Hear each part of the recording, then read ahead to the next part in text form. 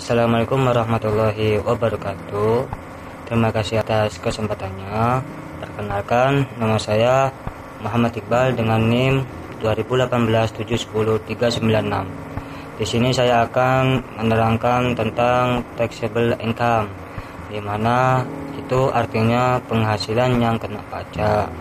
Nah, penghasilan kena pajak adalah sebutan untuk penghasilan yang menuntut ketentuan dan peraturan PPh.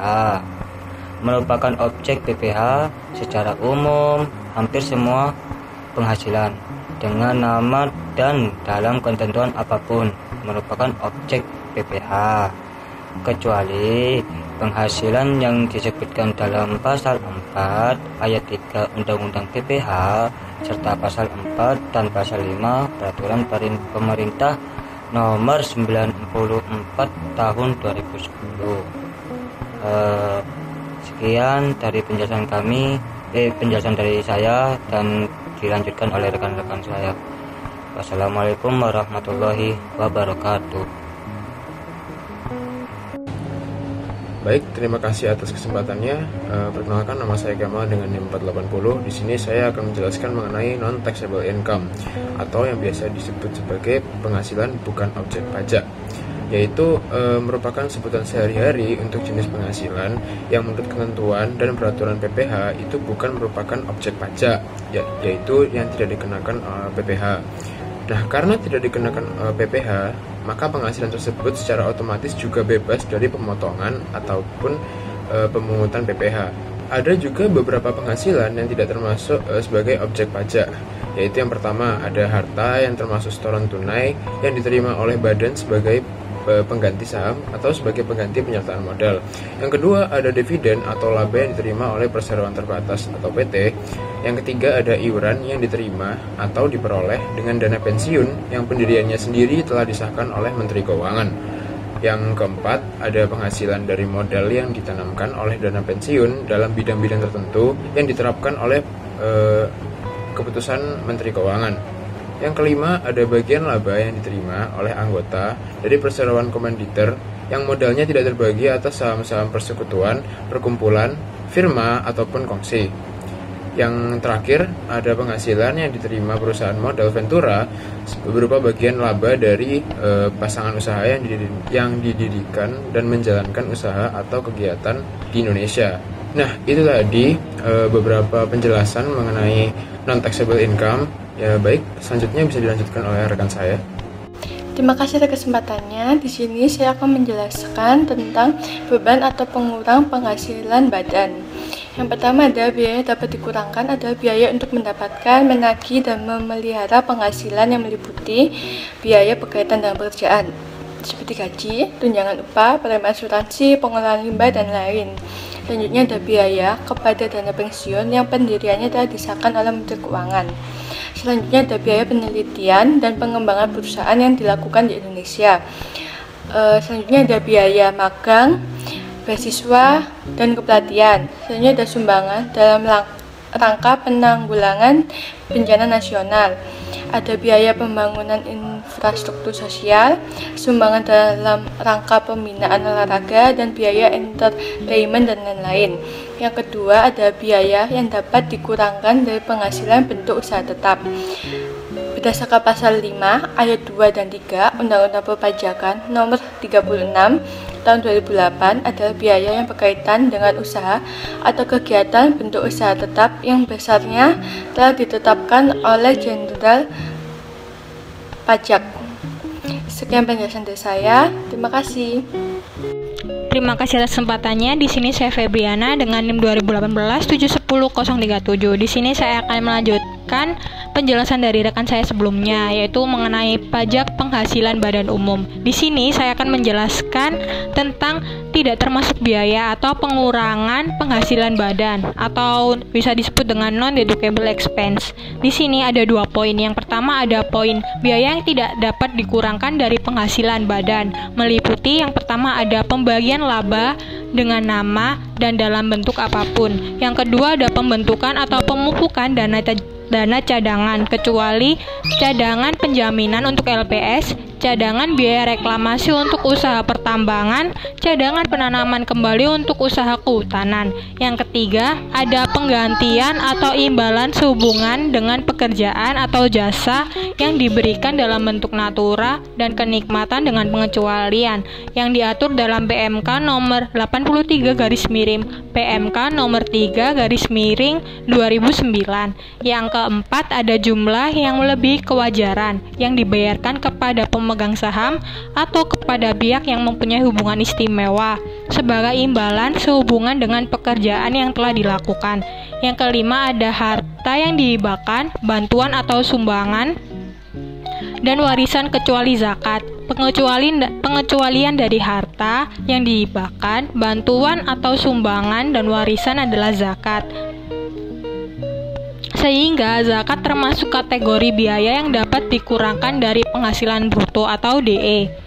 Yang ke-6 ada pajak penghasilan. Yang ke-7 ada gaji yang dibayarkan kepada anggota persekutuan, firma, atau perseroan komanditer yang modalnya tidak terbagi atas saham.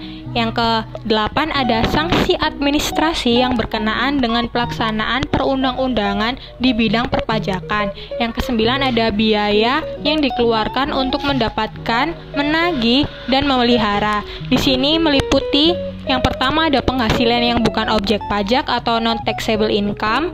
Yang kedua ada penghasilan yang pengenaan pajaknya bersifat final. Yang ketiga ada penghasilan yang dikenakan pajak berdasarkan norma penghitungan penghasilan. Nah, poin kedua ada biaya yang tidak dapat dikurangkan dari penghasilan BUT atau Badan Usaha Tetap.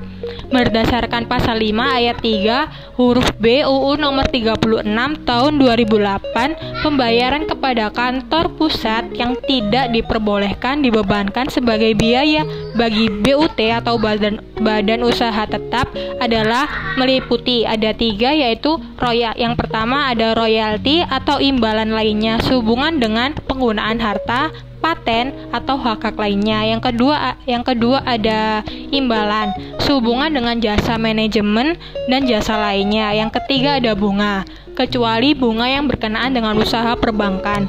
Sekian penjelasan dari saya. Mohon maaf apabila ada salah kata. Wassalamualaikum warahmatullahi wabarakatuh.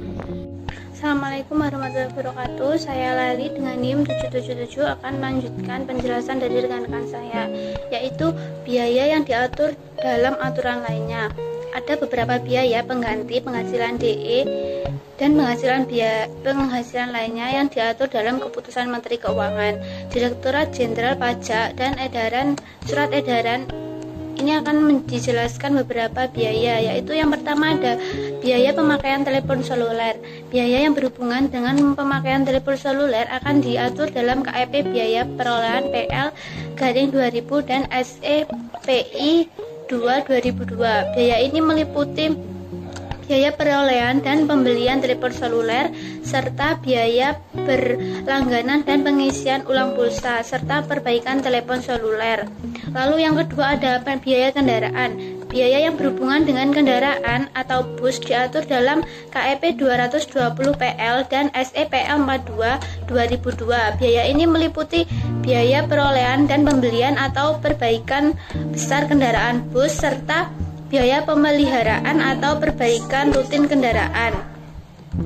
Lalu yang ketiga ada biaya kendaraan. Biaya yang berhubungan dengan anggaran atau sedan diatur dalam KEP 2 PA 2002 dan SE 9 P142 2002 yang meliputi biaya perolehan dan pembelian atau perbaikan kendaraan sedan, biaya pemeliharaan atau perbaikan rutin kendaraan. Ini juga termasuk bahan bakar. Lalu yang keempat ada biaya perolehan software. Biaya yang berhubungan dengan perolehan software diatur secara khusus dalam KEP J16 PA 2002. Beberapa hal diatur dalam Keputusan Jenderal Pajak.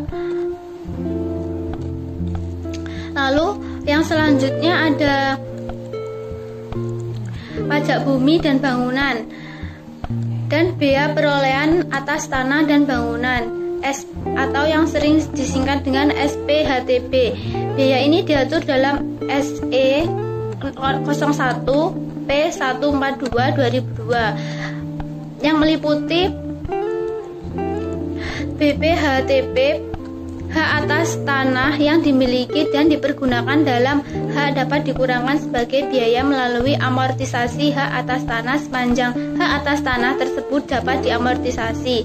Lalu yang kedua adalah BPHTB atas hak tanah bangunan yang dimiliki dan dipergunakan dalam hak dapat dikurangkan sebagai biaya memenuhi penyusutan PBB atas tanah dan bangunan dapat dikurangkan sekaligus sebagai biaya. Lalu yang keenam ada biaya promo. Biaya promosi ini diatur dalam PMK 02 PMK 03 2010 SE 02 PJ 2010 agar dapat dibebankan sebagai biaya. Wajib pajak dan wajib mendaftar amortasi atas pengeluaran biaya promosi yang paling sedikit harus memutar data penerima berupa nama, NPWP, alamat, tanggal, bentuk, dan jenis biaya, besarnya biaya, serta nomor bukti pemotongan dan besarnya PPh yang dipotong. Selanjutnya, daftar nominatif tersebut di atas wajib dilaporkan sebagai lampiran atas wajib pajak, menyampaikan SPT tahunan PPh badan. Adapun berikut dicontohkan beberapa biaya promosi yang dapat dikurangkan penghasilan bruto, yaitu yang ada 4. Yang pertama ada biaya periklanan di media elektronik, media cetak, atau media lainnya. Lalu yang kedua ada biaya pameran produk. Lalu yang ketiga ada biaya pengenalan produk baru, serta yang keempat ada biaya sponsorship yang berkaitan dengan promosi produk. Lalu yang selanjutnya ada biaya bunga pinjaman. Perlakuan mengenai biaya bunga pinjaman diatur dalam SE 46 PIAR. Beberapa hal yang diatur dalam surat edaran tersebut adalah sebagai berikut.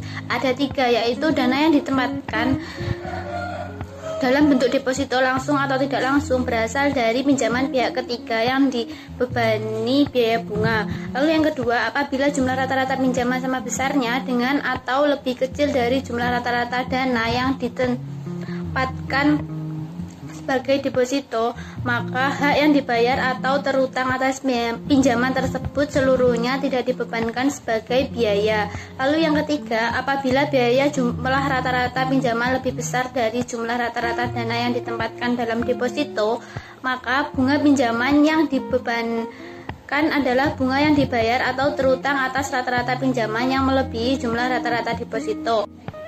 Lalu yang terakhir ada beasiswa yang bukan objek pajak PPh atau NT. Hal ini diatur dalam PMK 26, PMK 03 2008, 154 PMK 03 2009 yang menjelaskan bahwa penghasilan berupa beasiswa dalam rangka pendidikan formal maupun informal yang dilaksanakan di dalam negeri atau luar negeri dikecualikan dari objek pajak penghasilan.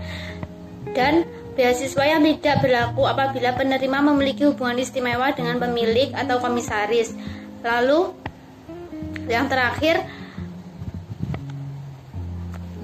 yang termasuk ke dalam komponen beasiswa adalah biaya pendidikan dibayarkan ke sekolah.